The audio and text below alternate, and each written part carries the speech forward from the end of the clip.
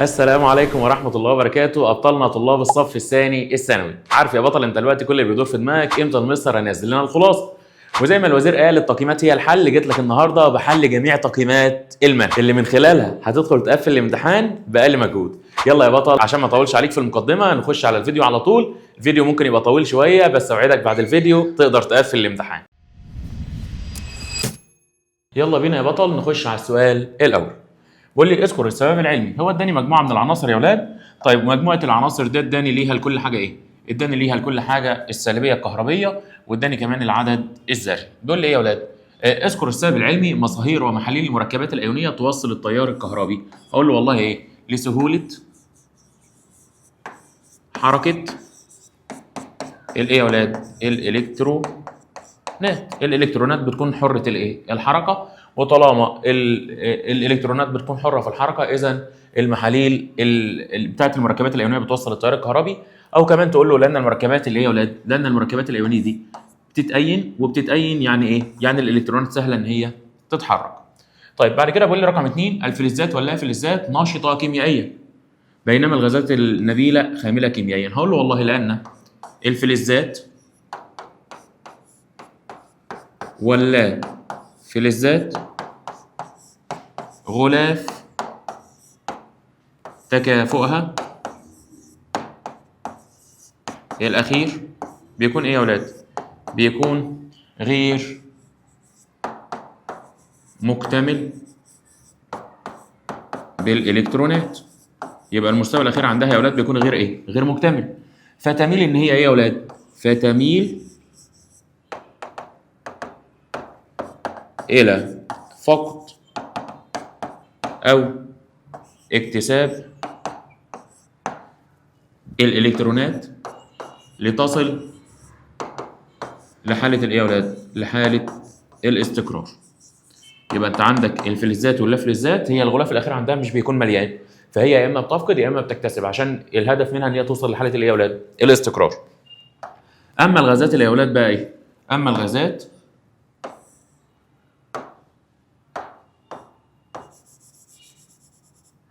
أما الإيه؟ أما الغازات الخاملة أو النبيلة الغلاف الأخير يكون إيه يا ولاد؟ الغلاف الأخير يكون ممتلئا فلا تفقد ولا تكتسب. هي مش محتاجة ولا تفقد ولا تكتسب لأن هي أصلا المستوى الأخير عندها بيكون مالي يا ولاد؟ بيكون مكتمل بالإلكترونات، يعني بيكون مشبع. هي مش محتاجة حاجة من حد، ولا محتاجة تفقد ولا محتاجة تكتسب. طيب خلينا نشوف اللي بعده على طول يا ولاد. بيقول لي بالاستعانة بالجدول التالي اكتب الصيغة الكيميائية لمركب أيوني. مركب أيوني يا ولاد يعني فرق الإيه؟ يعني فرق السالبية أكبر من كام؟ أكبر من 1.7، وتكون فلز زائد لا فلز. طيب أنا عندي هنا فلز مين؟ أنا عندي 2 فلز، عندي المغنيسيوم ده فلز، وعندي الألمنيوم ده فلز، وعندي الكلور لا فلز. يبقى كده الكلور لازم يكون موجود. طب الكلور مع مين يديني مركب فرق السالبية يكون أكبر من 1.7؟ لو جبنا الكلور مع السي ال فرق السالبية يبقى 1.5، ده أقل من 1.7 غلط، لأن كلوريد الألمنيوم بتغلب عليه الخواص الإيه؟ التساهمية. يبقى هو مركب الام جي مع السي ال، سي ال 2 اللي هو كلوريد المغنيسيوم.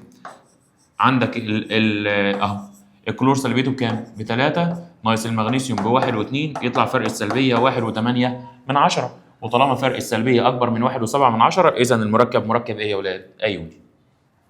السؤال اللي بعده اختر الاجابه الصحيحه. اي المركبات التاليه هو الاقل صفه ايونيه. اي المركبات التاليه هو الاقل ايه يا ولاد؟ هو الاقل صفه ايونيه. طيب اقل صفه ايونيه يا اولاد ده اللي هو مين؟ اللي هو كلوريد الايه؟ هنا بقول لك كلوريد صوديوم ده ايوني. كلوريد الالومنيوم ده تغلب عليه الخواص اللي يا اولاد؟ تغلب عليه الخواص التساهميه، لان فرق السالبيه عنده يا اولاد كان 1.5، وطالما اقل من 1.7 يبقى هو اصلا مش ايوني، فبتغلب عليه الخواص التساهميه، يبقى هو الاقل في الصفه اللي يا اولاد؟ هو الاقل في الصفه الايونيه. السؤال اللي بعده اي الاختيارات التاليه يعبر عن رابطه فلزيه. رابطه فيزيائيه. تم تيجي اذكرك بانواع الروابط. الروابط كانت عندنا يا اما روابط كيميائيه يا اما روابط ايه يا ولاد؟ يا اما روابط فيزيائيه. طيب الروابط الكيميائيه كانوا ثلاثه. الروابط الكيميائيه يا اما ايونيه، يا اما تساهميه، يا اما تناسقيه. والتساهميه دي كانت كام نوع يا ولاد؟ كانت ثلاث انواع، يا اما نقيه، يا اما غير قطبيه، يا اما كانت ايه؟ يا اما كانت قطبيه. الفيزيائيه كانوا اتنين، اللي هي الرابطه الفلزيه والرابطه الهيدروجينيه. يبقى دي كده انت عندك انواع الروابط. هو عايز ايه يا ولاد؟ اي الاختيارات التاليه يعبر عن رابطه فيزيائيه. ايونيه، لا الايوني دي كيميائي. التساهميه دي كيميائي. الفلزيه هي دي. اي الاختيارات التاليه يعبر عن رابطه فيزيائيه. بص الفيزيائيه قلنا اتنين، فلزيه وهيدروجينيه. هو هنا بيقول لك رابطه فلزيه، انما التناسقيه دي تبع الرابطه الايه؟ الكيميائيه. يلا يا ولاد خلينا نشوف السؤال ده بيقول ايه. المركبات الايونيه لا توصل التيار الكهربائي في حالتها الايه؟ الصلبه. هتقول له لصعوبه حركه الالكترونات. لصعوبه حركه الايه يا ولاد؟ الالكترونات. تلعب السلبيه الكهربائيه دور مهم في تحديد نوع الرابطه. هتقول له والله لان الرابطه يا ولاد بعرف نوعها حسب فرق الايه؟ السلبيه. اقول له والله لان لو كان فرق السلبيه اكبر من 1.7 يبقى المركب مركب ايه يا ولاد؟ ايوني. طب لو كان فرق السلبيه اقل من 1.7 يبقى الرابطه رابطه ايه يا ولاد؟ تساهميه. بس حضرتك ما تنساش ان التساهميه دي بقى كام نوع؟ التساهميه دي 3 انواع. لو كان فرق السلبيه لو كان بصفر يبقى رابطه تساهميه نقيه. طيب لو فرق السلبيه كان اكبر من الصفر ولا يتعدى 4 تبقى رابطه تساهميه غير قطبيه. طب لو كان فرق السلبيه بقى اكبر من 4 يبقى رابطه تساهميه بس تبقى ايه يا ولاد؟ قطبيه. هتقول له والله لان نوع الرابطه يتعين عن طريق فرق السلبيه، فاذا كان فرق السلبيه اكبر من 1.7 تكون الرابطه رابطه ايونيه، واذا كان فرق السلبيه اقل من 1.7 فانها تكون رابطه تساهميه. والتساهميه بقى حددنا له، قلنا له التساهميه يا اما تكون نقيه، يا اما تكون غير قطبيه، يا اما اخر نوع تبقى قطبيه. امتى تبقى نقيه؟ لو كان فرق السلبيه بصفر. طب امتى تبقى غير قطبيه؟ لو فرق السلبيه اكبر من صفر بس ما يعديش ال 4 اخره 4. طب لو طلع يا اولاد بقى فرق السلبيه اكبر من 4 يبقى الرابطه رابطه تساهميه قطبيه. يلا يا اولاد يبقى هو بيقول لي بنستعمل بالجدول التالي اكتب صيغه كيميائيه لمركب تساهمي. مركب تساهمي يبقى فرق السلبيه اقل من كام؟ اقل من 1.7، وده اللي هيبقى بين مركب الالومنيوم والايه؟ الكلور، اللي هو مركب كلوريد الالومنيوم، بين عنصري الالومنيوم والكلور. لان فرق السلبيه يا ولاد هيبقى 3 ناقص 1.5 يطلع فرق السلبيه بكام؟ ب1.5. السؤال اللي بعده بيقول لي يا ولاد اي المركبات التاليه هي الاعلى في الصفه الايونيه؟ امتى يكون اعلى في الصفه الايونيه؟ كلما زاد فرق السالبيه. طيب هم كلهم يا ولاد فيهم كلور صح؟ الكلور ده عالي في السلبيه الكهربائيه لانه من المجموعه 7 عاليين في السلبيه الكهربائيه. طب ما تيجي ما نشوف باقي العناصر. باقي العناصر هي عباره عن ايه يا ولاد؟ مبدئيا انت شيل المركب ده لان ده بتغلب عليه الخواص التساهميه. طيب هتلاقي فيه صوديوم، هنا فيه مغنيسيوم، هنا فيه اللي هو مين؟ اللي هو البوتاسيوم. هو يا ولاد مين بقى؟ انت الكلوريد ده عالي في السلبيه، يبقى انت عايز واحد معاه اقل سلبيه. اقل سلبيه في المجموعه كل ما تنزل لتحت السلبيه بتقل، يبقى ده اقل سلبيه. يبقى البوتاسيوم اقل سلبيه مع الكلوريد اعلى سلبيه، يديك ايه يا ولاد؟ يديك اكبر فرق في السلبيه. واحد كبير قوي واحد صغير قوي يديك اكبر فرق، والاكبر فرق في السلبيه هو الاعلى في الصفه الايه؟ الايونيه. يبقى كلوريد الايه يا ولاد؟ يبقى كلوريد البوتاسيوم، لان الفرق السلبيه هنا بيكون اكبر من اللي فوق. ده فرق السلبيه عنده بيكون 2 وكام؟ 2 و2. ده هتلاقيه 2 و1، ده هتلاقيه 1 و8. كده كده هو لو جاب لك الارقام هتحل بالارقام وتحسب. طب ما جابش الارقام هتعملهم كده. هتلاقي ان الصوديوم بيجي بعده على طول، الصوديوم ده 11 بيجي بعده على طول في المجموعه 1 البوتاسيوم كام يا ولاد؟ البوتاسيوم 19، وهتلاقي المغنيسيوم هنا 12. فانت تعملهم كل ما تنزل في المجموعه لتحت كل ما الايه؟ العدد الذري بيزيد بس السلبيه بتقل. السؤال اللي بعده يا ولاد بيقول لي اي الاختيارات التاليه عبر عن رابطه كيميائيه. رابطه كيميائيه اللي هم كانوا 3: تساهميه وايونيه وتناسقيه. لا. رابطه هيدروجينيه؟ لا. فلزيه؟ لا. ايوه رابطه تناسقيه. الرابطه التناسقيه من انواع الروابط الكيميائيه. اذكر السبب العلمي. الصفه الايونيه لمركب KCl اعلى منها في مركب الاي سي ال. هتقول له لان فرق السالبيه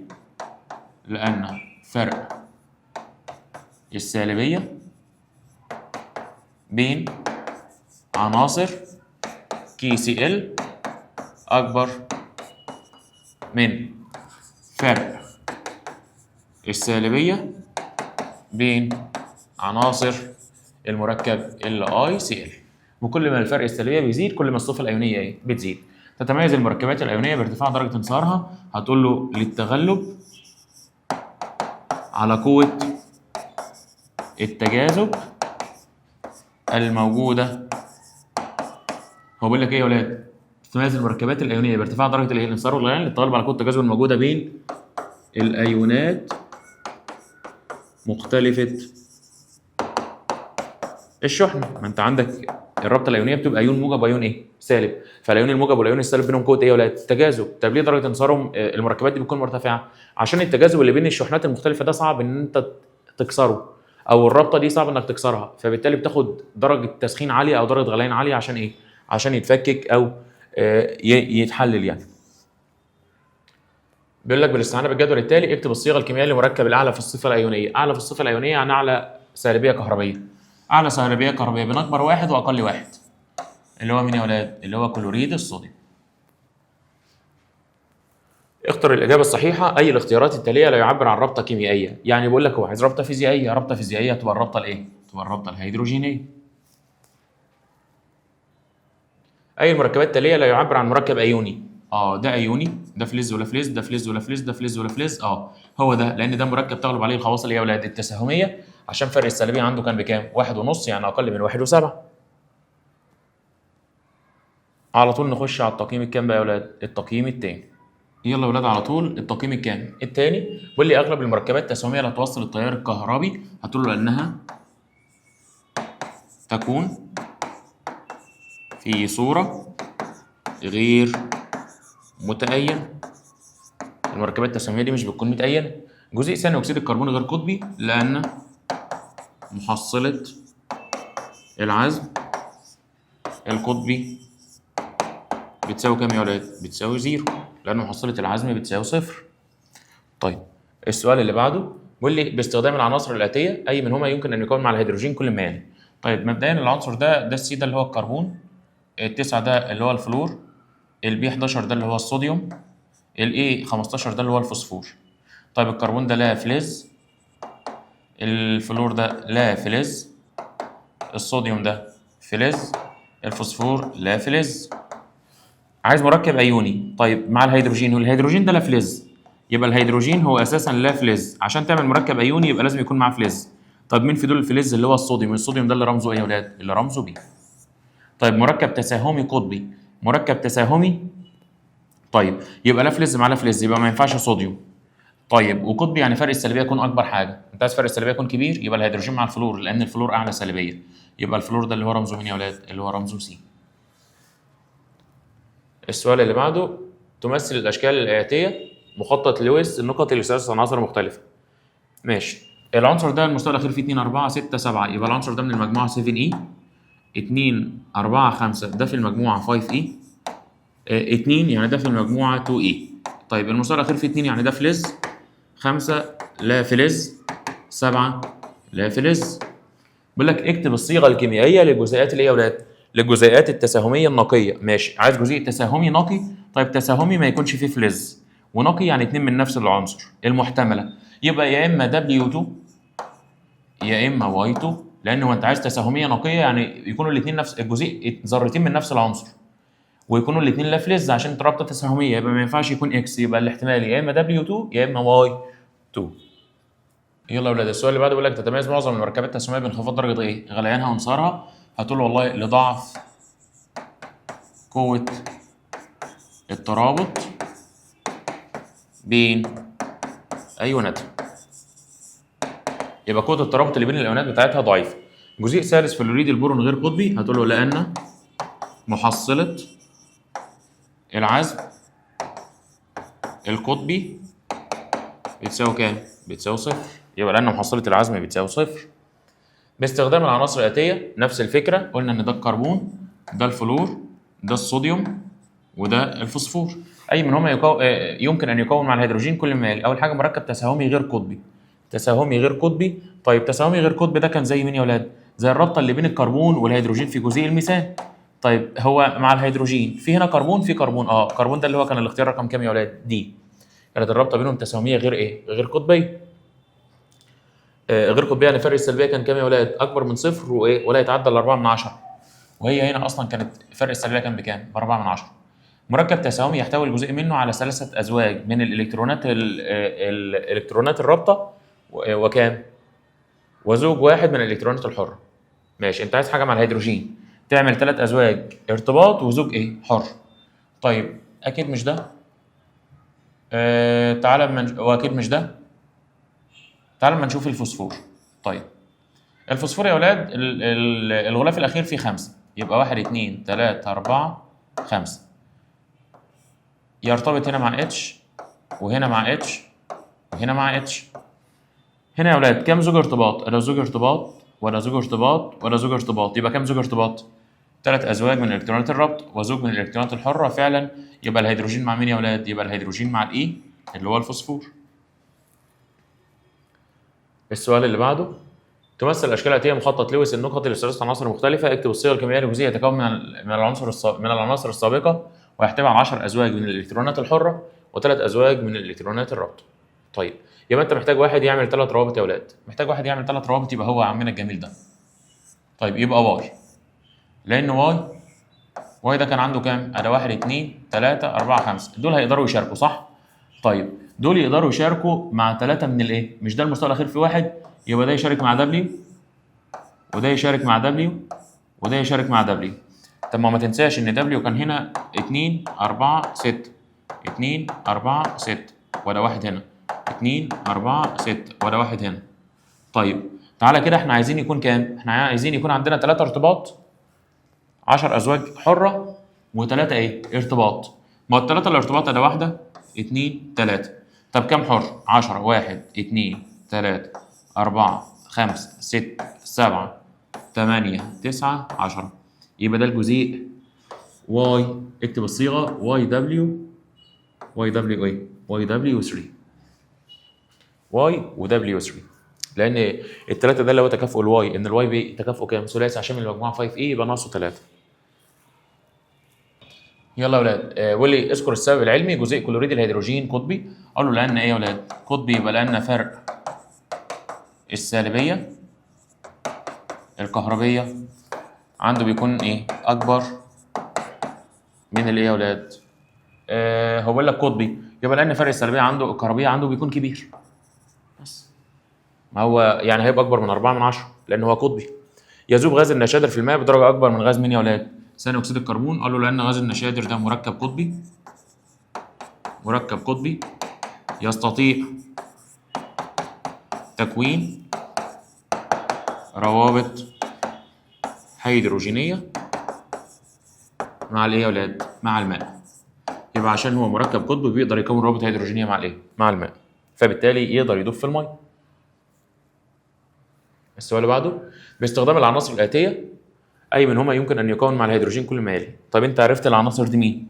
العناصر دي كانت ده مين؟ ده كان الكربون، ده كان الفلور، ده كان الصوديوم، وده كان الفوسفور. مركب تساهمي يحتوي الجزيء منه على 3 ازواج من الالكترونات الحره وزوج الكترونات ايه؟ رابطه. وزوج من الالكترونات الرابطه. ماشي، يبقى انا عايز 3 حر. عايز 3 حر وعايز ايه يا ولاد؟ وعايز زوج من الكترونات الرابطه، واحد بس يعمل رابطه. مبدئيا مش هينفع ده عشان ده انا عايز رابطه تساهميه. طيب انت عايز ايه؟ 3 ازواج من الالكترونات الحره. يبقى انت مبدئيا عندك الفلور. ليه الفلور؟ عشان انت الهيدروجين اهو، الهيدروجين هيشارك بواحد والفلور ده عنده بره 7، عنده بره 7 صح؟ هيشارك بواحد هنا ويفضل 2 4 6 ولا 1 7. طيب حضرتك لو جيت تبص كده هتلاقي عامل كام رابطه؟ 1 رابطه وكام حر؟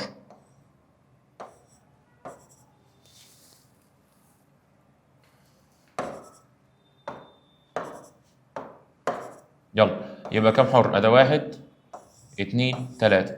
هو كان بيقول لك ايه؟ 3 ازواج من الالكترونات الحره، 3 حر وزوج ارتباط. يبقى هو مين؟ يبقى الاتش مع الاف. طب انت الاتش كده كده موجود، الاف احنا عايزين الاف ده رمز مين؟ ده رمز السي. مركب تساهمي يحتوي على 4 ازواج من الالكترونات الرابطه. عايز تساهمي يحتوي على 4 الكترونات، يبقى الكربون مع الهيدروجين عشان يعملوا جزيء الميثان. كربون مع الهيدروجين عشان يعملوا جزيء الايه؟ الميثان. طيب انت تفاعل بقى مين من دول مع الكربون؟ مين دول مع الكربون اللي هو مين يا ولاد؟ عفوا مين من دول مع الهيدروجين عشان يديني الشكل ده؟ الكربون اللي هو رمز ايه؟ رمز الدي. يلا يا ولاد، تمثل الاشكال الاتيه مخطط لويس النقطي لثلاثه عناصر مختلفه. اكتب الصيغه الكيميائيه المركبه الايوني المحتمل. ماشي، كده عندك اكس. الاكس لو فعلته مع الدبليو هيبقى اكس ايه؟ اكس ده ثنائي، الدبليو ده احادي، يبقى نبدل، يبقى الدبليو تاخد الاثنين والواحد كده مش هيتكتب، يبقى الحاله الاولى هي اكس دبليو 2. طب كمان ممكن نفعل الاكس مع الواي. الاكس ايه يا ولاد؟ الاكس ثنائي بس الواي ثلاثي، يبقى الواي الاكس تاخد الثلاثه، يبقى الاكس تاخد الثلاثه والواي ياخد الكام يا ولاد؟ والواي ياخد الاثنين. مسحنا، يبقى الاكس اهو هدي له اكس واي، والاكس هتاخد الثلاثه والواي ياخد الكام؟ الاثنين، يبقى دي الحاله الثانيه للمركب ايوني. يلا يا ولاد، بعد كده بقول لي ايه بقى؟ ده التقييم رقم 3. لم تستطع نظريه رابطه التكافؤ بمفهوم التداخل الاوربيتالي الذري فقط تفسير تركيب جزيء ثالث فلوريد البورون. ثالث فلوريد البورون ده اللي هو بي اف 3. حضرتك لو جيت ترسمه، البورون ده عدده الذري 5، لو جينا نوزع الخمسه هتبقى 1 اس 2 2 اس 2 2 بي 1. ماشي، يبقى البي في واحد بس مفرد صح؟ طب ثالث فلوريد البورون ده عباره عن بي اف اف اف. علشان يا ولاد النظريه دي، نظريه رابطه التكافؤ، كانت تقدر تفسر الجزيء ده، كان لابد ان يكون عندي كام اوربيتال يحتوي على كام اوربيتال يكون نصف ممتلئ؟ 3. مش هنا يا ولاد في 3 روابط، يبقى المفروض كان يكون في 3 اوربيتالات نصف ممتلئه عشان كل واحد منهم يقدر يكون ايه؟ رابطه. انما هنا في كام اوربيتال يا ولاد؟ واحد بس نصف ممتلئ. تقول له والله لان النظريه دي كانت تبقى صحيحه او كانت تطبق لو كان المستوى الفرعي بي يحتوي على 3 اوربيتالات نصف ممتلئه وليس كام؟ وليس واحد، هي فيها واحد بس. يبقى النظريه كانت تنطبق هنا امتى؟ لو كان البي في 3 اوربيتالات نصف ايه؟ نصف ممتلئه. السؤال اللي بعده بيقول لك بالاستعانه بالجدول التالي. ماشي، ده عنصر الهيدروجين، ده عنصر الالومنيوم، ده عنصر الكبريت، ده عنصر الكلور، اعداد ذريه اهو. اكتب الصيغه الكيميائيه للمركب الناتج من اتحاد العنصر واي، واي ده اللي هو الالومنيوم، مع العنصر ايه؟ مع العنصر دبليو اللي هو الكلور. وهل تنطبق عليه نظريه الثمانيات ولماذا؟ تعالى يا اولاد اما نعمل اهو. يبقى الاي ال هنا في سي ال، هنا في سي ال، وهنا في سي ال. حضرتك بص كده يا اولاد، الالومنيوم ده 13، لو وزعت ال 13 هيبقى كام؟ 1 اس 2 2 اس 2 2 بي 6 3 اس 2 3 بي 1. صح كده؟ فتجمع غلاف التكافؤ هتلاقي 2 1 3، يبقى هو من بره حواليه 3 وما فيهوش اي حاجه حره. طيب عشان ينطبق الثمانيات لازم الذره المركزيه يكون حواليها 8 الكترونات. هنا رابطه ب2 وهنا رابطه ب2 وهنا رابطه ب2، يبقى 6. يبقى ينطبق عليه الثمانيات ولا لا ينطبق؟ هتقول لي لا ينطبق عليه الثمانيات لان الذره المركزيه لم تحط بكام يا اولاد؟ لم تحاط ب8 الكترونات. وفقا لنظريه رابطه التكافؤ حدد الاوربيتالات الذريه التي تكون الرابطه في الجزيء اكس دبليو. طيب اكس ده اللي هو مين؟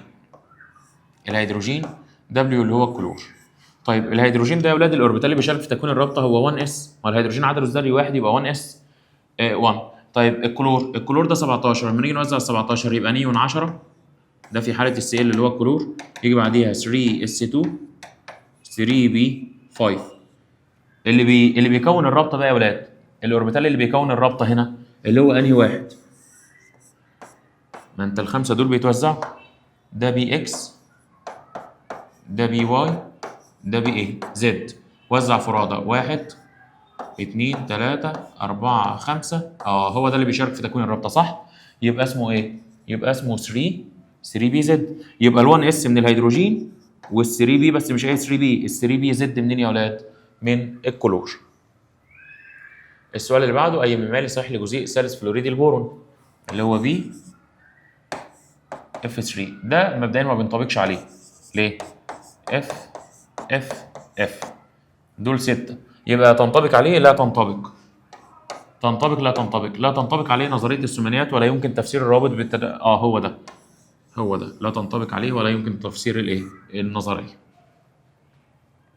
علشان برضه هيبقى ما عندوش عدد الاوربيتالات اللي هو 3 نصف ممتلئين. يلا يا ولاد اللي بعده اي الاختيارات التاليه عبر عن جزيء الفوسفين. الفوسفين ده BH3 ده زي النشادر بالظبط NH3، يعني عنده زوج حر وعنده 3 وعنده 3 ارتباط، يعني هيبقوا مجموعهم 3 روابط ب 6 و2 8، يبقى ده بينطبق عليه الثمانيات. لا تنطبق عليه الثمانيات غلط. لا تنطبق عليه الثمانيات غلط، تنطبق عليه قاعدة الثمانيات وتكون الرابطة بتداخل الأوربيتال من الإس من ذرة الهيدروجين مع أوربيتال ب إلكترون مفرد من ذرة البي. طب ما تيجي اما نجرب. الهيدروجين كده كده 1 اس صح. طيب البي بقى، البي ده كان مين يا ولاد؟ ده اللي هو 15 الفوسفور، لما نيجي نوزعه يبقى نيون 10 3 اس 2 3 بي كام؟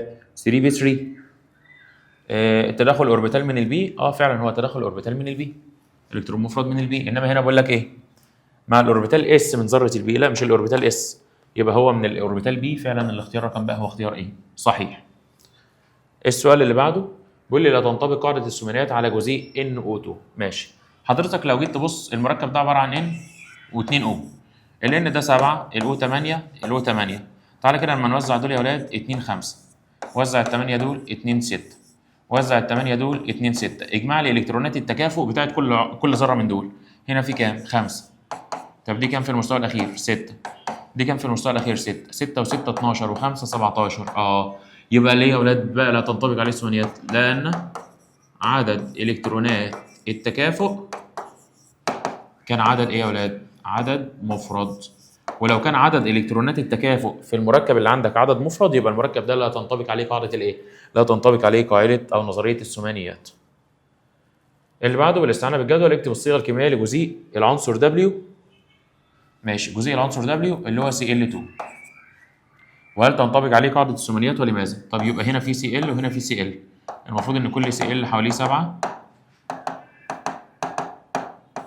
بص كده بقى ده عامل 8 وده بقى عامل 8، يبقى تنطبق عليه. هتقول له والله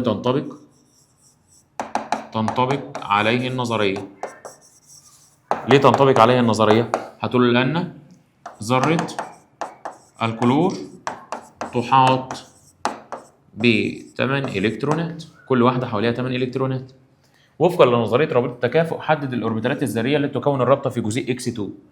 X2 ماشي، اللي هو مين كان؟ مين الاكس 2 ده؟ اللي هو الهيدروجين. X2 اللي هو الهيدروجين.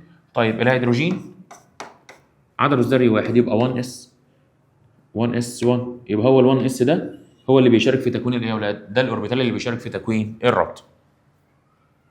السؤال اللي بعده اي الاختبارات التاليه اي الاختيارات التاليه يعبر عن جزيء كلوريد البريليوم. ماشي تعالى كده بنرسمه. BE اصلا ده عدد الذري 4، لو وزعنا الاربعه هيبقى 2 2، يبقى هنا BE، هنا في Cl وهنا في Cl. كده اصلا الذره دي حواليها كام؟ حواليها 4، يبقى لا ينطبق عليه الثمانيات. يبقى تنطبق دي غلط وتنطبق دي غلط، لا تنطبق عليه قاعده الثمانيات ولا يمكن تفسير الروابط. هو ده. يبقى الاختيار رقم كام؟ ألف. أي من العبارات التالية تصف إيه يا ولاد جزيء ثالث كلوريد الفوسفور بشكل صحيح؟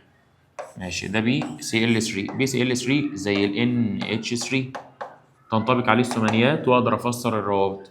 طيب هنا ده الكلور هيبقى منين؟ قلنا الكلور ده ماشي، خلينا واحدة واحدة. مبدئيا لا تنطبق غلط، هو ده بتنطبق عليه. تنطبق ماشي، تنطبق عليه وتكون الرابطة بتداخل الأوربيتالات BZ من ذرة الكلور مع أوربيتال ب إلكترون مفرد من ذرة البي. واحدة واحدة. عايزين نوزع الكلور. Cl كام؟ 17. لو وزعنا Cl 17 يبقى أنت عندك نيون 10، بعدها يجي مين؟ 3s2 و 3b5. 3b5 ده لو وزعته كام اوربيتال يا ولاد؟ 3 اوربيتالات. وزع فرادة 1 2 3 4 5. هو ده بي اكس، ده بي واي، ده بي زد. يبقى فعلا البي زد. هنا بقول لك بي اكس، لا بي اكس غلط، هو البي زد اللي هو البي زد. يبقى يا ولاد الكلور بتاخد اوربيتال بي زد عشان ده اللي كان فيه الكترون مفرد. يبقى الاختيار الصح هو الاختيار رقم كام؟ هو الاختيار رقم ج. يلا يا ولاد، واذكر السبب العلمي فشل مفهوم تداخل الاوربيتالات الذريه البسيطه في تفسير الروابط. جزيء بي اي اف 2 بي اي، هنا في اف وهنا في اف، يبقى مفيش الكترونات حره. يبقى لعدم وجود الالكترونات الايه يا ولاد؟ الالكترونات الحره، مفيش الكترونات حره. بالاستعانة بالجدول التالي ده اكتب الصيغة الكيميائية لجزيء مركب يتكون من العنصر زد والعنصر اكس وينطبق عليه قاعدة الثمانيات. ماشي، زد مع اكس، زد ده اللي هو مين؟ اللي هو الكربون، ماشي، مع اكس اللي هو الهيدروجين، يبقى CH4 اللي هو الميثان، يبقى ده عبارة عن زد اكس 4. وينطبق عليه الثمانيات فعلا عشان هيبقى 4 روابط، كل رابطة ب2 الكترون، يبقى ينطبق عليه نظرية الثمانيات. بالاستعانة بالجدول التالي وفقا لنظرية حدد الأوربيتالات، ماشي، حدد الأوربيتالات الذرية التي تكون الرابطة في الجزيء WX. WX ماشي، يبقى HCl. طيب الأوربيتالات هنا قلنا من الهيدروجين بيكون ال1s، إنما من ده بيكون ال3b، وبالأخص اللي هو ال3b إيه يا ولاد؟ ال3bz. بتوزع الكلور هتلاقي اللي فيه مفرد هو ال3bz. أي الاختيارات التالية عبر عن جزيء خامس كلوريد الفوسفور؟ BCl5. طيب مبدئيا دول 5 يبقى يعملوا 10 إلكترونات، يبقى ما ينطبقش عليه الثمانيات. لا بيقول لك تنطبق عليه غلط، تنطبق عليه غلط، يمكن لا تنطبق عليه نظرية الثمانيات ولا يمكن تفسير الروابط من خلال مفهوم تداخل الأوربيتالات. هو ده اللي هو الاختيار رقم كام يا ولاد؟ الاختيار رقم د. أي من العبارات التالية تصف جزيء فلوريد الهيدروجين HF بشكل صحيح؟ HF ده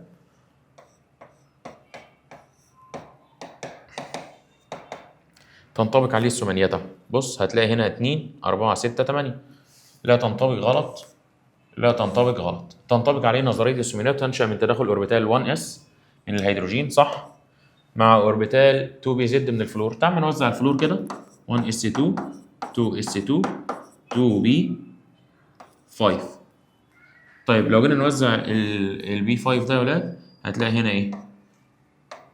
وزع فرادة 1 2 3 4 5. ده 2bx 2by، ده اسمه 2bz. وبيقول لك هنا ايه؟ 2bz من الفلور، ده اختيار صحيح فعلا. ومن الهيدروجين كانت كام؟ كان ال1s. يلا بينا يا ابطال نخش على التقييم رقم كام؟ التقييم رقم 4. واللي اذكر السبب العلمي. على الرغم من ان ذرة الكربون تحتوي على الكترونين مفردين في الحالة المستقرة، فإنها تكون 4 روابط متكافئة في جزيء الميثان. هتقول له لحدوث عمليتي الإثارة ثم الايه يا ولاد؟ ثم التهجين. احنا الأول بنعمل إثارة ثم بعد كده بنرجع نعمل ايه؟ تهجين. في البداية يا ولاد كان بيكون، أفهمك بقى اللي بيحصل. في البداية كان ذرة الكربون بيبقى 6، لما بنيجي نوزع ال6 بيبقى 1s2 2s2 2b2.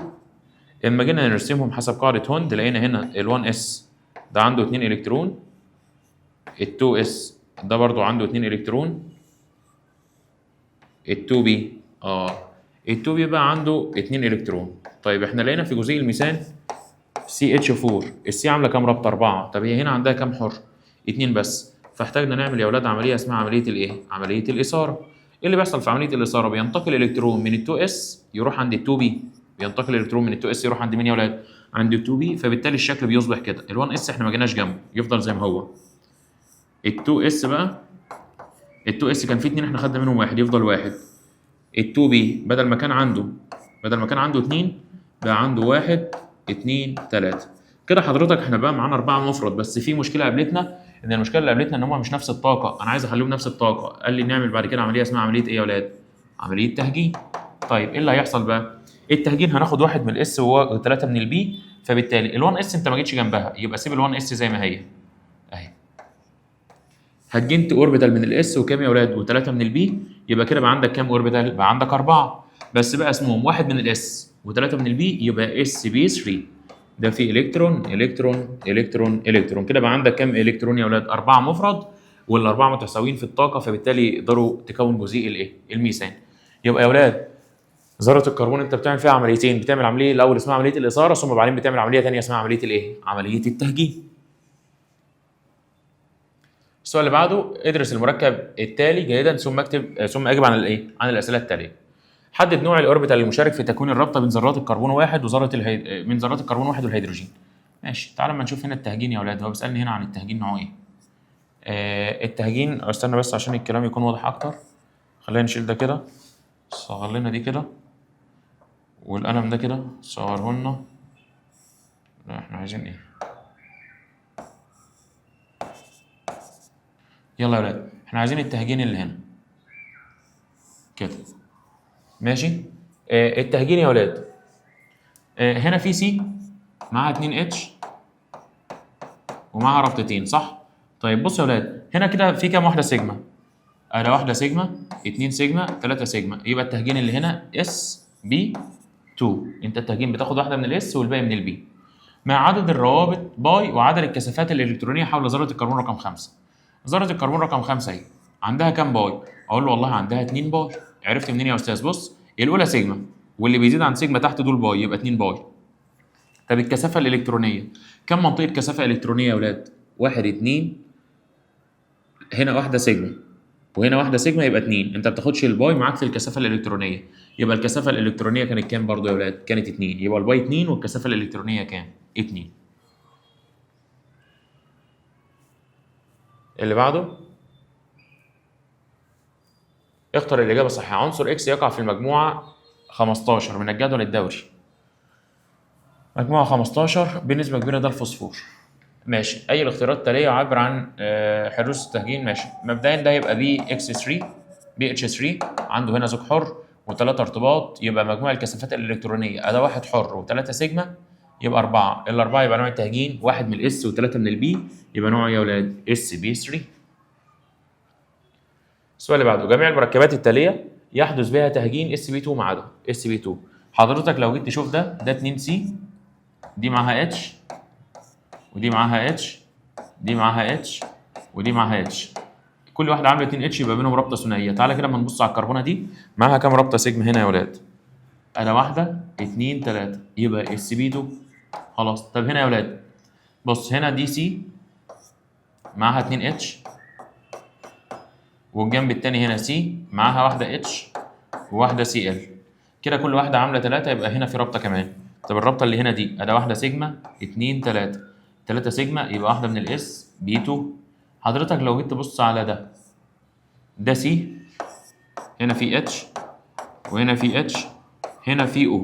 طيب عد لي كام سيجما؟ ادي واحده سيجما 2 سيجما ولا واحده من دول سيجما يبقى اس بي 2 يبقى كلهم كده اس بي 2. بص بقى الميه عباره عن او هنا معاها اتش وهنا معاها اتش ومعاها زوج وده زوجين حر، يبقى كده الكثافه الالكترونيه ادا سيجما ودا سيجما يبقى كده 2 ودا زوج حر يبقى 3 ودا زوج حر يبقى 4.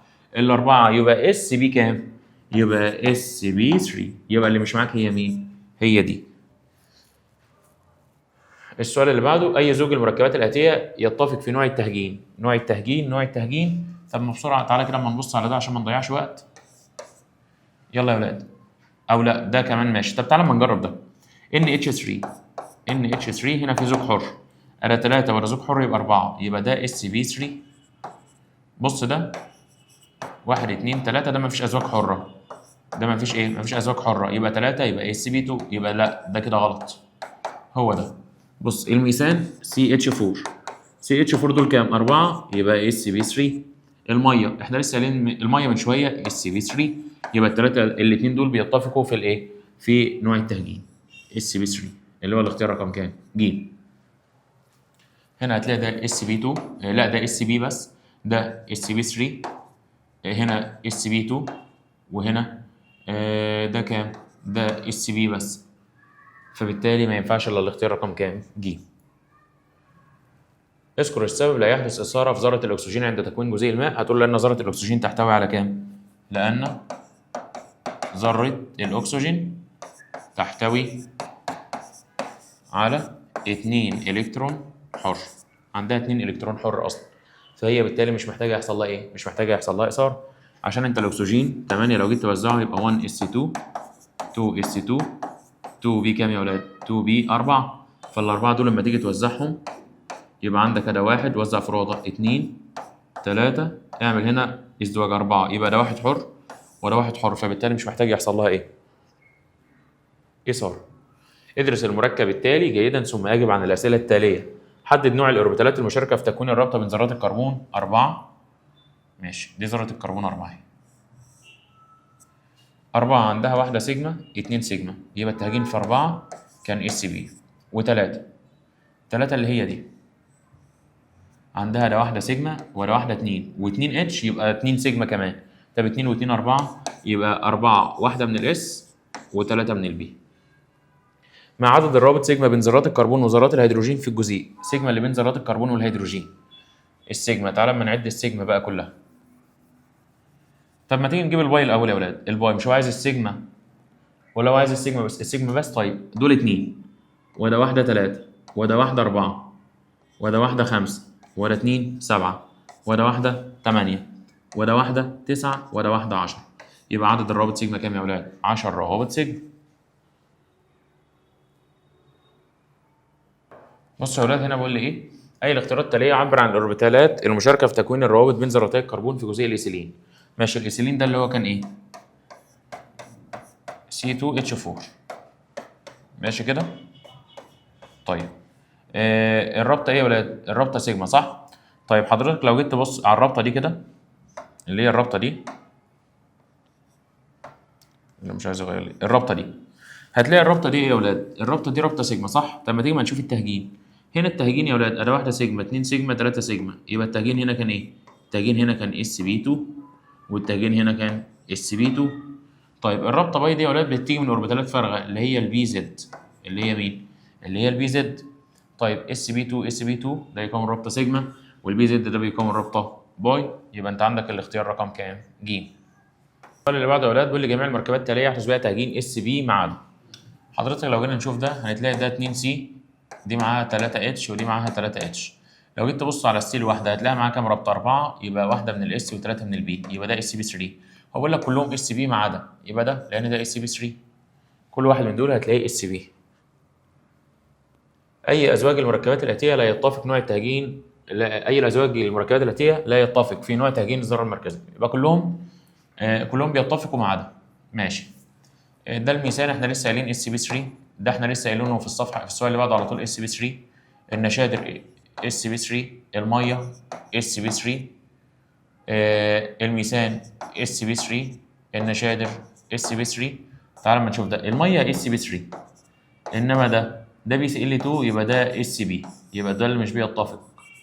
هما كلهم بيتفقوا ما عدا مين؟ ما عدا ج، واحد SB3 وواحد SB.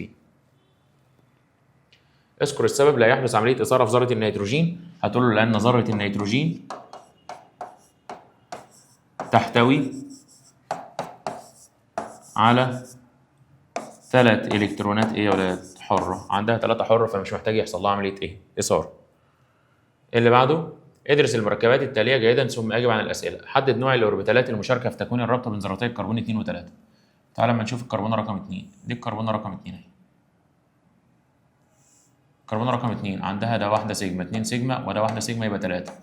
يبقى الكربونه رقم 2 SB2. طب الكربونه رقم 3 دي الكربونه رقم 3 عندها كام؟ 1 2 و2 4. يبقى الكربونه رقم 3 التهجين فيها SB3. طالما هم 4 سيجما يبقى واحده من الاس و3 من البي. اصلا احنا ازاي بنعرف التهجين؟ قانون حساب التهجين بتجمع عدد مناطق السحاب او الكثافه الالكترونيه، ودي الالكترونات الحره زائد الروابط سيجما. هنا ما فيش الكترونات حره، في بس روابط سيجما 4، يبقى واحده من الاس و3 من البي. طب لو كانوا 3 يبقى واحده من الاس و2 من البي. مع عدد الروابط سيجما بين ذرات الكربون في الجزيء. بين ذرات الكربون بس يا ولاد، السيجما اللي بين ذرات الكربون، مش عايز الهيدروجين. يبقى ده واحده 2 3 4 5. يبقى عدد سيجما اللي بين ذرات الكربون 5 روابط. السؤال اللي بعده عنصر اكس يقع في المجموعه 16، يبقى ده عنصر الكبريت.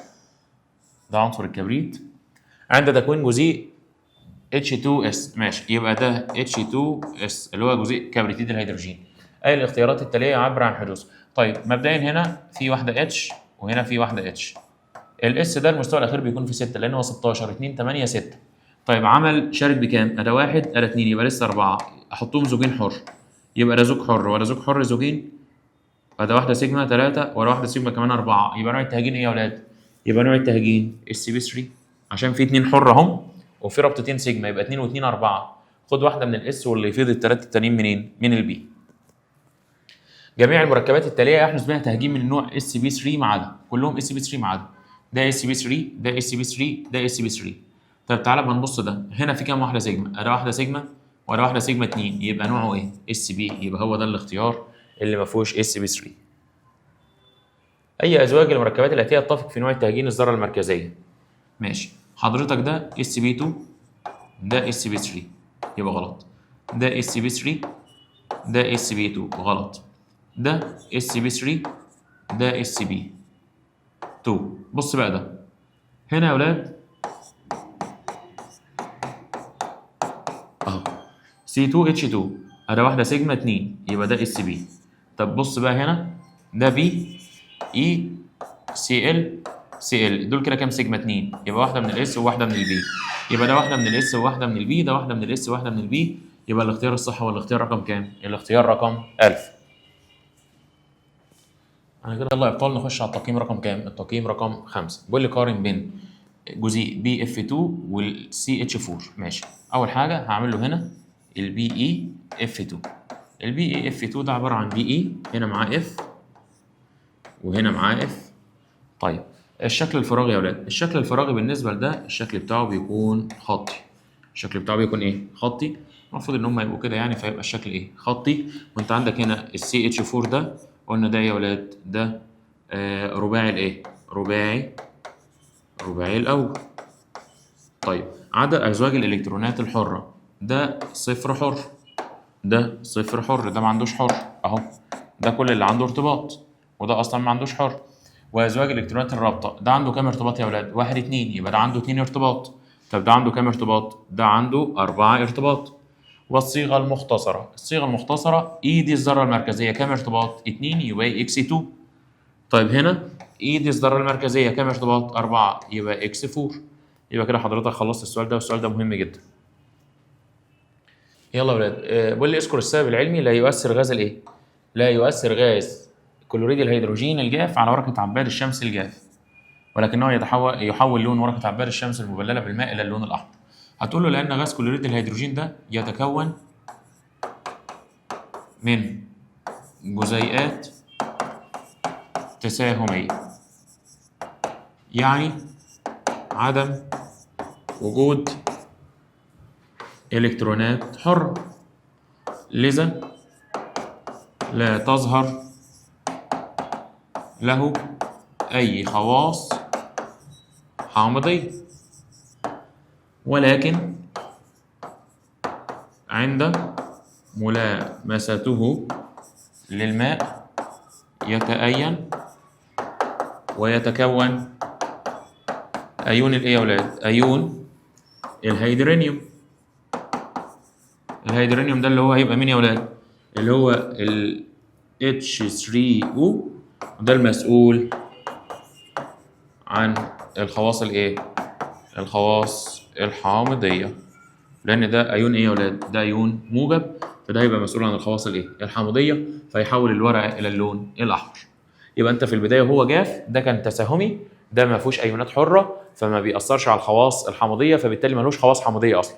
انما اتبلم على الميه او ملامس الميه كون مركب كلوريد الهيدروجين، او عفوا كون ايون مين يا ولاد؟ الهيدرانيوم، ده المسؤول عن الخواص الايه؟ الحامضيه. يلا يا ولاد، عند اتحاد جزيء النشادر مع بروتون الهيدروجين لتكون ايون ده مش الهيدرانيوم، ده المفروض اللي هو مين يا ولاد بقى؟ ده المفروض اللي هو الامونيوم. اي من التيارات الاتيه. طب هو الاول كان نشادر يا ولاد، هو النشادر ده اللي هو NH3 هنا زوج حر، ده كان هرم ايه؟ ده كان هرم ثلاثي القاعده، ده اللي هو الشكل بتاعه هيتحول يبقى NH4، يبقى ده كده هيبقى ايه يا ولاد؟ هيبقى رباعي الايه؟ رباعي الاوجه. طيب هنا يا ولاد كان في زوج حر، الزوج الحر ده كان عمال يضغط على الالكترونات فيعمل ايه في قيمه الزاويه؟ يقلل قيمه الزاويه. المفروض لما يبقى ما عادش حر يبقى قيمه الزاويه بايه يا ولاد؟ بتزيد. يبقى هو يتحول من الشكل الزاوي لا، من الشكل الخط لا، من الزاويه لا، من هرم ثلاثي القاعده الى رباعي الاوجه، وتقل قيمه الزاويه دي عدلها. المفروض دي غلطه هنا في التقييم اصلا، المفروض وتزداد قيمه الايه يا ولاد؟ الزاويه. يبقى اما الازواج الحره بتقل قيمه الزاويه بتزيد، اما الازواج الحره بتقل قيمه الزاويه بتزيد. طب لو في ازواج حره دي بتضغط عليهم فبتقل ايه؟ بتقل قيمه الزاويه. السؤال اللي بعده، اي الاختيارات التاليه يعبر عن نوع وعدد الروابط في جزيء هيدروكسيد الامونيوم؟ ده مهم جدا ده. يلا يا ولاد، NH المفروض دي كانت في الاساس 3، بعد كده هتتحول ل NH4، بعد كده هترتبط بال OH. طيب واحده واحده. واحده واحده. بص هنا ده كان عنده 3 تساهميه، ده كان عنده 3 تساهميه غير ايه؟ غير قطبيه. طيب وهنا ده كان عنده اوربيتال فارغ، فعلناه مع اتش فاداني ان اتش 4، يبقى ده رابطه تناسقيه. هنا بقى ال ان اتش 4 ده موجب والاو اتش سالب، بس اصلا هنا بين الاو والاتش هنا في رابطه ايه؟ في رابطه تساهميه. وبين الموجب والسالب هنا كمان يا اولاد في رابطه ايه؟ في رابطه ايونيه. يبقى كده كام تساهميه؟ 3 تساهميه واحده، يبقى 4 تساهميه. 4 رابطه تساهميه، 4 رابطه تساهميه قطبيه، واحده رابطه تناسقيه، واحده رابطه ايونيه. فعلا ده صح، بس احنا هنا عندنا اللي بين الان والاتش دي رابطه ايه يا اولاد؟ رابطه قطبيه، لان فرق السلبيه فيها اكبر من 4 من 10. عفوا على السهو ده. يبقى واحده رابطه ايونيه، واحده تناسقيه، واربعه تناسق، واربعه تساهميه. خلي بالكم يا اولاد، عشان في ناس بيقول لك هنا اللي بين الايه؟ ده موجبه وده سالبه، واحده ايونيه مش بياخد باله من دي. لا، دي بتحسبها معاك كمان رابطه تساهميه. أي من المركبات الآتية يمكن لجزيئاته تكوين روابط هيدروجينية. تكوين روابط هيدروجينية عندما تقع ذرة الهيدروجين بين ذرتين أعلى منها في السلبية، زي الأكسجين والنيتروجين والفلور. عايزين الاتش مع حاجة من دول. لا نيتروجين أهو، دي أعلى من الاتش في السلبية الكهربية، يبقى يكونوا روابط إيه يا ولاد؟ هيدروجينية. قارن بين SO2 والبي اف 3 من حيث الشكل الفراغي للجزيء وعدد أزواج الإلكترونات الحرة. طيب البي اف 3 ده مثلث إيه؟ مثلث مستوي. طب هنا ده الاس او 2، ده الشكل بتاعه ايه يا ولاد؟ ده الشكل بتاعه بيكون هنا، هيبقى الشكل بتاعه ايه يا ولاد؟ هيبقى الشكل بتاعه زاوي. طيب عدد ازواج الالكترونات الحره، هنا الحره بصفر، هنا الحره بكام؟ هنا الحره بزوج. اللي بعده الكترونات الرابطه، هنا 3 رابطه، هنا كام رابطه؟ 2. الاختصار، الصيغه المختصره، يبقى اي اكس كام ارتباط؟ 3، مفيش حر. هنا اي كام ارتباط؟ اكس 2 وواحد ايه يا ولاد؟ وواحد حر. السؤال اللي بعده يا ولاد بيقول لي اذكر السبب العلمي محلول غاز كلوريد الهيدروجين في البنزين لا يوصل التيار الكهربي. ماشي، اقول له في حاله البنزين لا يوصل التيار الكهربي لانه مركب تساهمي قطبي فيذوب في البنزين ولا يتأين، يعني ما فيش ايونات حره، وطالما ما فيش ايونات حره يبقى لا يوصل التيار الكهربي. ما فيش ايونات حره، يبقى اللي ما فيش ايونات حره اهو، وعدم وجود ايونات ايه يا ولاد؟ ايونات حره، وطالما ما فيش ايونات حره يبقى ما يوصلش التيار الايه؟ الكهربي. هنا في حين ان محلوله في الماء يوصل، هتقول لانه في الماء يتأين ويتكون ايون الايه يا ولاد؟ الهيدرانيوم.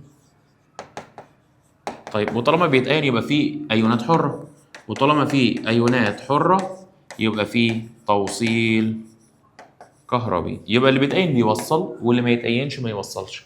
هو قال لك ده بيدوب، ده بيدوب يبقى ما بيتأينش، واللي ما بيتأينش ما بيوصلش. طب ده بيتأين بيبقى فيه ايونات، واللي فيه ايونات حره بيوصل. يلا يا ولاد، عند اتحاد جزيء ثالث فلوريد الفوسفور، ماشي، ده اللي هو مين؟ ده اللي هو بي اف 3. هنا في زوج حر. يعني الشكل ده كان ايه يا ولاد؟ الشكل ده كده كان هرم ثلاثي.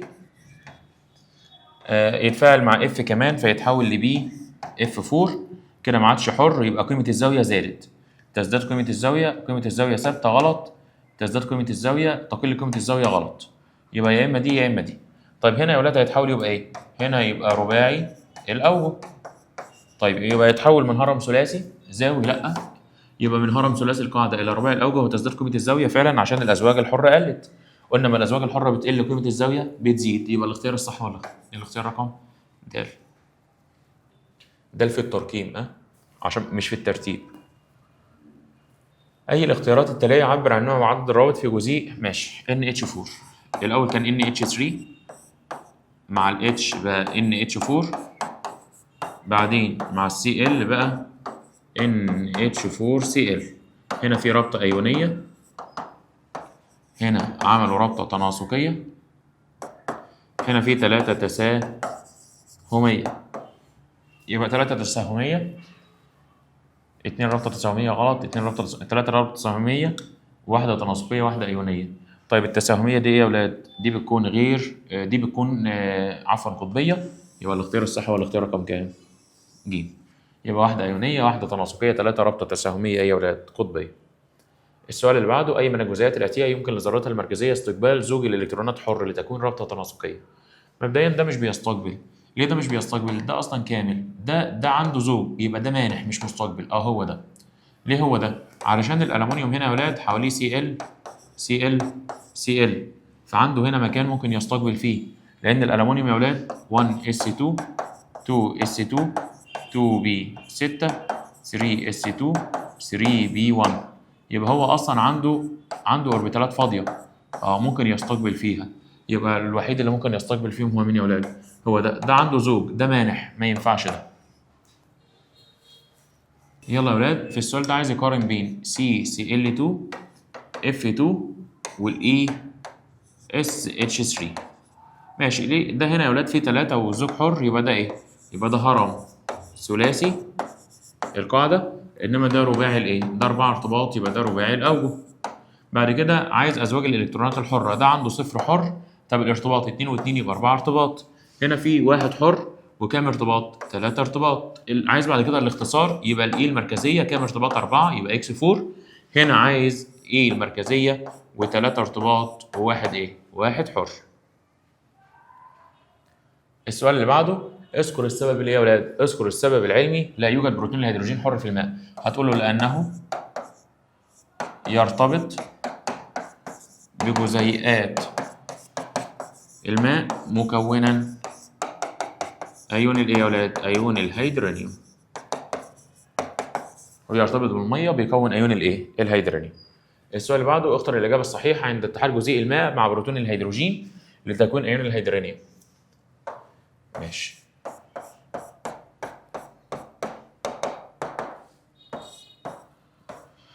عشان يديني H3O. ماشي. اي من التيارات الاتيه تطرح على الشكل الفراغي وقيمه الزاويه؟ طيب هنا كان في زوج حره، مبدئيا هو كان زاوي، يبقى مش هيتحول من خطي، مش ماشي، هيتحول من زاوي الى ايه يا ولاد؟ الى الازواج الحره بتقل، يبقى بتزداد قيمه الايه؟ الزاويه، ويتحول الى هرم ايه يا ولاد؟ يتحول الى هرم ثلاثي القاعديه. يبقى هي الاختيار رقم كام؟ ألف. اي الاختيارات التاليه يعبر عن نوع وعدد الروابط في جزيء بروميد الامونيوم؟ طيب بروميد الامونيوم يبقى انت كان عندك NH3، بعد كده بقت NH4، هنا بقت تناسقيه، بعد كده بقت NH4Br، دي ايونيه، يبقى ايونيه تناسقيه وثلاثه تساهميه. يبقى واحده ايونيه تساهميه، ثلاثه تساهميه قطبيه، اللي هو الاختيار رقم كام يا اولاد؟ ج. السؤال اللي بعده، اي من الجزيئات الاتيه يكون التنافر بين ازواج الالكترونات التكافؤ حول ذرات المركزيه اقل؟ التنافر قليل يا اولاد يبقى ما فيش ازواج حره. تنافر قليل يبقى ما فيش ازواج حره، ده في الميثان، انما ده عنده ازواج حره، ده عنده. انت عايز التنافر قليل يبقى مش عايز ازواج حره. يلا يا اولاد نخش بينا على التقييم رقم كام؟ التقييم رقم 6. بيقول لي ايه يا اولاد؟ بيقول لي هنا يعتبر سوبر اكسيد البوتاسيوم عامل مؤكسد قوي. هتقول له لانه يتفاعل مع حاجتين، مع الماء والاحماض. بيتفاعل مع الماء والايه؟ والاحماض، يعطي حاجتين يا ولاد، يعطي فوق اكسيد الهيدروجين، وكمان بيديني غاز الايه يا ولاد؟ وغاز الاكسجين. السؤال اللي بعده بيقول لي الجدول التالي يوضح التوزيع الالكتروني لثلاثه عناصر من المجموعه 1A. ماشي. هيليوم 2s1 يبقى هنا ماشي 2 1 3 يبقى ده الليثيوم، 10 و1 يبقى ده الصوديوم 11، 18 و1 19 ده البوتاسيوم. اي العناصر السابقه يمكنه تكوين اكسيد يلعب دور النبات في تنقية الهواء من غاز ثاني اكسيد الكربون؟ ده اللي هو سوبر اكسيد الايه يا ولاد؟ البوتاسيوم، اللي هو كي. اي العناصر السابقه يبقى هو عنصر مين؟ البوتاسيوم. ده اللي هو رمزه مين هنا؟ اللي هو رمزه هنا سي، اللي هو البوتاسيوم اللي هو رمزه ايه؟ اللي هو رمزه سي، اللي هو يديك سوبر اكسيد البوتاسيوم. الجدول التالي بيوضح التوزيع الالكتروني لثلاث عناصر من ماشي نفس الثلاث عناصر. اي العناصر السابقه يمكن استخلاصه من خامل الهالايت اللي كنت بتستخدمه بتجيبه من الهالايت. ده اللي هو مين يا ولاد؟ اللي هو الصوديوم. الصوديوم انهي واحد من دول؟ هو ده اللي هو 10 و1 11 يبقى مين؟ يبقى العنصر بي. يصعب الحصول على الاكسيد M2O2 ماشي اللي هو فوق اكسيد من حرق احد فلزات الاقلاء مع الاكسجين. مين يا ولاد اللي كنت صعب اجيب منه ام فوق اكسيد ده؟ اللي هو كان الليثيوم. الليثيوم كان بيدي اكسيد عادي، يبقى يقع في الدوره الثانيه ويعطي عند حرق اكسيد به عدد تاكسد الاكسجين سالب 2. اللي هو الاكسيد العادي. الليثيوم كان الوحيد اللي كان بيدي اكسيد عادي، يبقى الاختيار رقم ايه؟ الاختيار رقم 1000. من المخطط المقابل اي الاختيارات التاليه يعبر عن العنصر اكس والمركب زد. طيب حضرتك انت لاحظت حاجه، بص هناخد اكس مع الاكسجين يديني زد، زد بياخد ثاني اكسيد الكربون وبيديني اكسجين، يبقى ده سوبر اكسيد البوتاسيوم كي 2 او 2. كي 2 او سوبر اكسيد الايه؟ البوتاسيوم. عفوا سوبر اكسيد البوتاسيوم ده اللي هو كان مين؟ كان كي او 2. عفوا كي او 2. طيب يبقى زد كي او 2 في اكسيد الصوديوم غلط، سوبر اكسيد هو سوبر اكسيد البوتاسيوم ده هو سوبر اكسيد الايه؟ خلينا نصغر دي شويه. هو سوبر اكسيد البوتاسيوم ده صح. يبقى اكس ده فلز البوتاسيوم، فعلا ده اختيار صحيح. يبقى الاختيار رقم كام يا ولاد؟ الاختيار رقم ب. السؤال اللي بعده بيقول لي اذكر السبب يمكن استخدام سوبر اكسيد البوتاسيوم في تنقية الاماكن المغلقة. هتقول له لانه يتفاعل مع مين يا ولاد؟ مع ثاني اكسيد الكربون ويحوله الى ايه؟ الى غاز الاكسجين. يبقى هو بياخد ثاني اكسيد الكربون بيحوله الى غاز الايه يا ولاد؟ الاكسجين. الجدول التالي يوضح التوزيع الالكتروني لثلاثه من العناصر. ماشي. ارجون ده وكيلو بوتاسيوم، كريبتون 36 والواحد 37 يبقى ده الروبيديوم، 54 واحد 55 يبقى ده عنصر مين؟ السيزيوم. طب انت عايز عليه ايه بقى؟ ماشي. اي العناصر السابقه يذوب اكسيده في الماء ويعطي اقوى القلويات. اقوى القلويات كلما زاد العدد الذري في المجموعه كل ما كان القلوي بتاعه اكبر. يبقى من اقوى القلويات اللي هو السيزيوم، اللي هو مين يا ولاد؟ اللي هو السي اكسيد السيزيوم، ده اقوى القلويات. او اللي هو هيدروكسيد السيزيوم، يعني لما يدوب في الميه الاكسيد بتاعه اللي هو اكسيد السيزيوم لما يدوب في الميه يديك اقوى الايه؟ القلويات اللي هو هيدروكسيد السيزيوم. الجدول التالي بيوضح التوزيع الالكتروني. ماشي. اي العناصر السابقه يمكن استخلاصه من الكرنلايت. الكرنلايت ده اللي هو كان فيه بوتاسيوم، يبقى هو ده البوتاسيوم اللي هو العنصر مين؟ اي، عشان ده 18 و1 19 ده توزيع عنصر مين؟ البوتاسيوم. اختر الاجابه الصحيحه. عنصر ام من عناصر المجموعه الاولى عند تعرض لها عند تعريض ملحه للهب بنزين غير المضيء يظهرهم باللون الازرق البنفسجي. طيب الازرق البنفسجي ده اللي هو كان مين يا ولاد؟ اللي هو كان السيزيوم. يقع في الدوره الثالثه غلط، يقع في الدوره الرابعه غلط، ويقع في السادسه. ويحتل الترتيب السادس لا. يستخدم في الخلايا الكهروضوئيه، فعلا ده اللي هو عنصر مين؟ ده اللي هو عنصر السيزيوم. يلا يا ولاد السؤال اللي بعده بيقول لي ايه؟ يعني بالاستعانه بالمخطط التالي اي الاختيارات التاليه يعبر عن لون لهب بنزين لكتم العنصر اكس وصيغه المركبين واي وزد. لو حضرتك جيت تبص على الاختيار الاول اصفر ذهبي بيقول لك بيديني في حاله المركب واي لما يتفاعل الصوديوم مع الاكسجين هيديني فوق الاكسيد. هو يديني فوق اكسيد بس ما يدينيش سوبر اكسيد، والليثيوم مش بيدي سوبر اكسيد، يبقى ده غلط. يبقى انت كده معاك البوتاسيوم. طيب البوتاسيوم كده كده لونه بنفسجي فاتح. طيب في حاله الاكسجين في الحاله العاديه بيدي فوق اكسيد البوتاسيوم عادي. طيب في حاله يا اولاد حراره وضغط كان بيدي ايه؟ كان بيدي سوبر اكسيد. انما هنا بقول لك العكس، لا هو ده الاختيار الصحيح. في الحاله العاديه مع الاكسجين بالتسخين بيدي فوق اكسيد، انما في حاله الحراره والضغط كان بيديني سوبر ايه يا اولاد؟ اكسيد، اللي بيستخدم في تنقية الاجواء المغلقه. بيحول غاز ثاني اكسيد الكربون بيتفاعل معاه ويحوله لغاز الايه؟ الاكسجين. السؤال اللي بعده بيقول لي ايه يا اولاد؟ يستخدم فلز السيزيوم في الخلايا الكهروضوئيه لكبر ايه يا اولاد؟ لكبر نق. طيب وسهوله تحرر، يبقى لكبر نق وسهوله تحرر الالكترونات من سطح الفلز عند ايه يا ولاد؟ يلا يا ولاد بيقول لي ايه؟ الجدول التالي يوضح التوزيع الالكتروني لثلاثه عناصر بالاستعانه بالجدول السابق. اي العناصر السابقه يحتاج الى درجه عاليه حتى تصل ل 300 ليتفاعل مع الاكسجين مكونا الفوق اكسيد. ده اللي هو كان مين يا ولاد؟ مبدئيا انت عندك ده الصوديوم، ده البوتاسيوم، ده السيزيوم. كان مين اللي بيحتاج ده؟ لا ده الروبيديوم يا ولاد، ده اللي هو الروبيديوم. مين اللي كان بيحتاج لدرجه كبيره كده عشان يديك الفوق اكسيد؟ ده اللي هو كان عنصر مين؟ الصوديوم، اللي هو مين يا ولاد؟ اللي هو ايه. طيب الجدول التالي يوضح التوزيع الالكتروني لثلاثه عناصر من المجموعه 1 اي. اي العناصر السابقه يصعب استخلاصه من خاماته لقله تركيزه. طيب كان عندنا يا ولاد الصوديوم والبوتاسيوم ترتيب سادس وسابع، بعد كده كان صعب استخلصه. عندك ده الروبيديوم كان صعب في الاستخلاص، يبقى هو مين يا ولاد؟ يبقى هو سي. والسيزيوم صعب برضه. عنصر M من عناصر المجموعة الأولى يمكن استخلاصه من خام الهالايت، يبقى ده الصوديوم. يقع في الدورة الكام؟ الثالثة، فعلا يحتل الترتيب الثالث، هو ده. يبقى يقع في الدورة الثالثة ويحتل الترتيب الثالث في الانتشار في الطبيعة. من المخطط المقابل بالاستعانة بالمخطط السابق أي الاختيارات التالية عبر عن التوزيع الإلكتروني لعنصر M وصيغته. طيب M نفعله مع الأكسجين يدي واي نفعله مع ماشي. يبقى ده مثلا صوديوم، هيديني هنا فوق أكسيد الإيه؟ فوق أكسيد الصوديوم. اما اتفاعله مع الميه يا اولاد الفوق اكسيد ده هيدوب ويديني هيدروكسيد الصوديوم ويديني ايه؟ ويديني ميه. التوزيع الالكتروني للعنصر ام، العنصر ام ده الصوديوم 10 3 اس 1 ده صح، ده كده صح.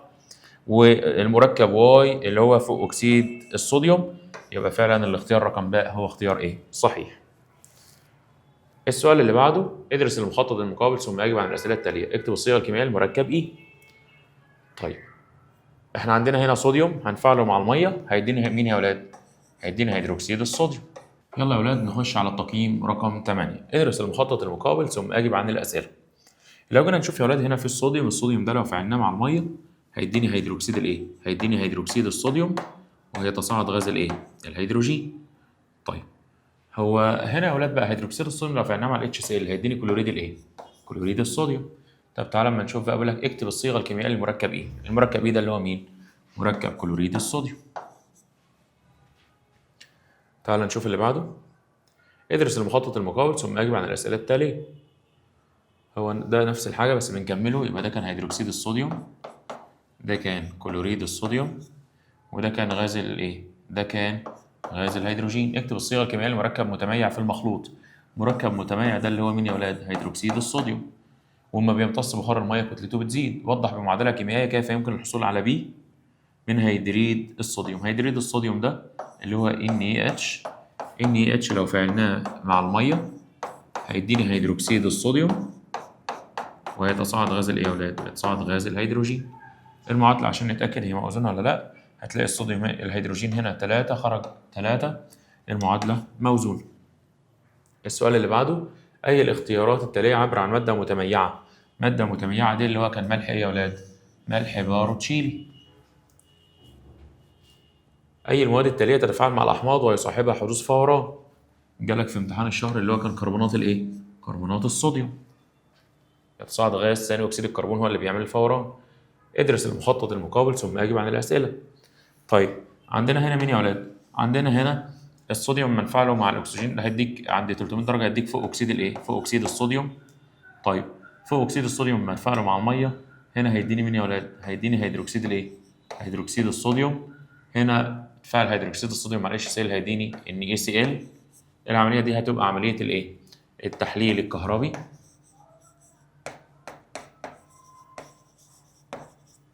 طيب هنا السي لما تفاعل فوق اكسيد الصوديوم ده مع الميه هيدينا مين يا ولاد؟ هيدينا H2O2 اللي هو فوق اكسيد الهيدروجين. طيب اكتب اسم العمليه رقم 1 في الصناعه، ده تقول له ايه يا ولاد؟ تحليل ايه؟ ده تحليل كهربي.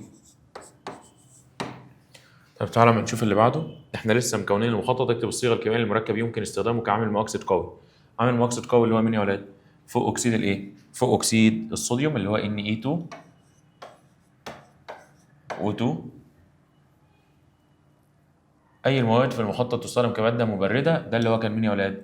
ده اللي هو كان الصوديوم السائل. الصوديوم السائل ده ماده ايه؟ ماده مبرده. يلا يا ولاد السؤال اللي بعده بيقول لي ايه؟ اي الاختيارات التاليه يعبر عن ماده لها القدره على امتصاص بخار الماء والارتباط به؟ ماده غير متميعه. ماده غير متميعه عندك اللي هي مين يا ولاد؟ اللي هي كربونات الصوديوم، دي غير متميعه. اي الفلزات التاليه يمكن يكون سبائك مع الالومنيوم تستخدم في صناعه هياكل الطائرات؟ ده اللي هو كان مين يا ولاد؟ كان الليثيوم.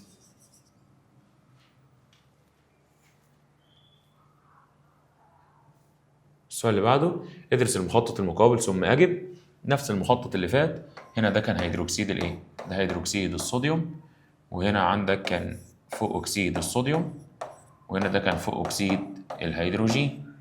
والعمليه كانت التحليل الكهربي، ده اللي هو مين؟ كلوريد الصوديوم. اكتب الصيغه الكيميائيه للمركب سي اللي هو H2O2. يلا يا ولاد، بيقول لي اكتب اسم العمليه رقم واحد. عمليه رقم واحد ده اللي هي عمليه تحليل ايه يا ولاد؟ تحليل كهربي. وضح بمعادله كيميائيه كيف يمكن الحصول على صودا الغسيل من المركب ايه.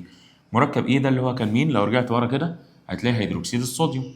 يبقى هبدا بهيدروكسيد الصوديوم يا ولاد، هفعلها مع ثاني اكسيد الكربون. يلا يا ولاد، يبقى هتديني ايه؟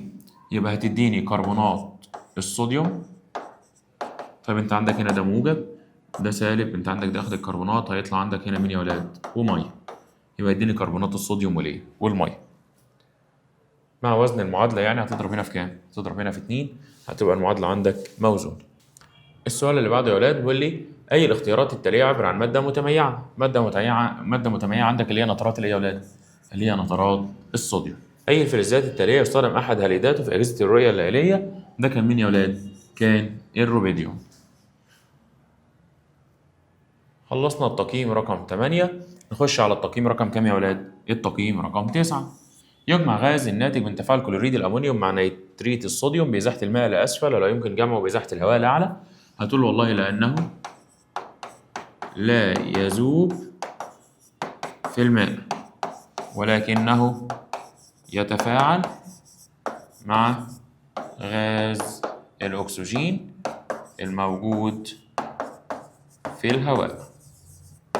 السؤال اللي بعده يا ولاد بيقول لي من المخطط التالي علما بأن غاز M يتحول للون البني المحمر. M ده يبقى اللي هو NO، ده اللي هو بيتحول لل NO2 البني محمر. طيب النيتروجين ده عشان تجيب منه الO يبقى يتفاعل مع غاز الأكسجين. طيب النيتروجين ده لو فعلته مع X في شر كهربي يبقى فعلته مع الهيدروجين بيديني غاز الإيه يا ولاد؟ غاز النشادر. اذكر اسم الطريقة الصناعية لتحضير غاز واي اللي هي طريقة هابر بوش. طيب مع كتابة المعادلة كنا بنجيب غاز الهيدروجين نفعله مع غاز النيتروجين في وجود الحديد أو المولبديوم عامل حفاز، وكان عندك كمان هنا بيكون في إيه يا ولاد؟ بيكون في درجة حرارة بتصل لكام درجة؟ 500 درجة. يديني غاز النشادر اللي هو NH3 مع وزن المعادلة اضرب هنا في 2 واضرب هنا في 3. يلا يا ولاد، هنا بيقول لي إيه؟ اكتب معادلة كيميائية توضح استخدام واي ده اللي هو غاز الإيه؟ النشادر في تحضير سماد يحتوي على النيتروجين. ماشي. يبقى نمسك النشادر ده هنفعله مع حمض النيتريك HNO3 عشان يديني هنا مين يا ولاد؟ يديني هنا HN4NO3 اللي هي NH4NO3. فعلا هتلاقي هنا يا ولاد النيتروجين حدد دايكسيد موجب 3، هنا سالب 3، هنا موجب 4، يبقى ليه حالتين تأكسد. يبقى فعلا ده المعادلة الصحيحة والمعادلة هتلاقيها موزونة. السؤال اللي بعده اختر الإجابة الصحيحة. أي الغازات التالية لا يتفاعل مع هيدروكسيد الصوديوم؟ لا يتفاعل معاه هو هيدروكسيد الصوديوم ده قلوي أو قاعدي، يبقى أنت عايز حاجة قلوية أو مترددة. ده حامضي حامضي حامضي يتفاعلوا. أكسيد البيزموت ده قلوي أو متردد ما يتفاعلش مع الإيه؟ ما يتفاعلش مع هيدروكسيد الصوديوم. هنا يا ولاد لو جينا نشوف السؤال اللي بعده بيقول لي أي من محاليل المركبات الآتية يعتبر الأقوى قاعدية؟ الأقوى قاعدية يبقى أقل عدد ذري. أقل عدد إيه يا ولاد؟ أقل عدد ذري. طب الأقل عدد ذري هنا هو مين؟ هو النيتروجين N7. يلا يا ولاد، السؤال اللي بعده بيقول اذكر السبب العلمي ظهور أبخرة بنية محمرة في جهاز تحضير حمض النيتريك في المعمل. هتقول له والله لأن حمض النيتريك اللي هو لأن حمض النيتريك يبقى لأن حمض النيتريك ينحل عند أكبر من 100 درجة يا ولاد ويديني مين؟ يديني NO2 زائد مية H2O زائد صاعد غاز الإيه؟ غاز الأكسجين. المعادلة مش موزونة، هتضرب هنا في 4 وتضرب هنا في كام يا ولاد؟ في 4. كده المعادلة بقت معاك موزونة. ال H4 خرجت كام؟ 2. اضرب هنا في 2، إذا المعادلة إيه؟ موزونة. ال NO2 ده يا ولاد اللي هو غاز بني إيه؟ غاز بني محمر. السؤال اللي بعده من المخطط التالي علما بأن غاز M يتحول إلى اللون البني المحمر، يبقى ده كان NO هيتحول ل NO2. هنا يبقى أنت عندك ال N ده اتفاعل مع مين عشان يدي NO؟ غاز الأكسجين. غاز الهيدروجين يديني شرر كهربي وأيضا غاز الإيه؟ النشادر. اكتب معادلة كيميائية توضح الحصول على الغاز Z من حمض النيتريك. غاز Z اللي هو غاز الإيه؟ الأكسجين اللي هي المعادلة اللي إحنا لسه كاتبينها، المعادلة اللي فوق على طول. اكتب معادلة كيميائية توضح استخدام واي في تحضير سماد يحتوي على عنصرين من عناصر المجموعة الخمسة. هنفعله مع مين يا ولاد؟ هنفعل ال NH3 ده مع حمض الفوسفوريك مثلا H3BO4 فيديني هنا مين يا ولاد؟ يديني هنا NH4 باي 3BO4 اللي هو فوسفات الايه؟ فوسفات الامونيوم. ونضرب هنا في كام؟ نضرب هنا في 3 عشان لان دخل واحده خرج 3، وكده المعادله تبقى ايه يا ولاد؟ كده المعادله تبقى موزونه. يلا يا ولاد لو جينا نشوف السؤال اللي بعده، بيقول لي اي الاكاسيد التاليه تتفاعل مع الاحماض. طيب عايزين حاجه تتفاعل مع الاحماض، ده حامضي ما يتفاعلش، حامضي ما يتفاعلش، حامضي ما يتفاعلش، الانتيمون ده متردد يتفاعل مع الاحماض. هنا يا ولاد لو جينا نشوف السؤال ده، بيقول لي اي المركبات التاليه يعتبر الاعلى ثبات. الاعلى ثبات يعني الاقل عدد ذري، والاقل عدد ذري يا ولاد هو كان مين؟ هو عنصر النيتروجين، اللي هو يديني مركب الايه؟ او جزيء الامونيا. وبكده يا حبايبنا نكون الحمد لله انتهينا من حل اول 9 تقييمات. باذن الله باذن الله ربنا يكرمكم كده ويوفقكم، وان شاء الله نكون قدرنا ان احنا نساعدكم. نتمنى من الله سبحانه وتعالى ان هو يوفقكم ويكرمكم ويرضيكم باذن الله. انتظر بقى ان شاء الله معانا قريبا مراجعه الامتحان ومراجعه المنهج شامل عامه، ومراجعه ليله الامتحان وتوقعات الامتحان. ربنا يرضيكم ويكبر خاطركم، وان شاء الله نفرح بنتيجتكم اخر السنه. والسلام عليكم ورحمه الله وبركاته.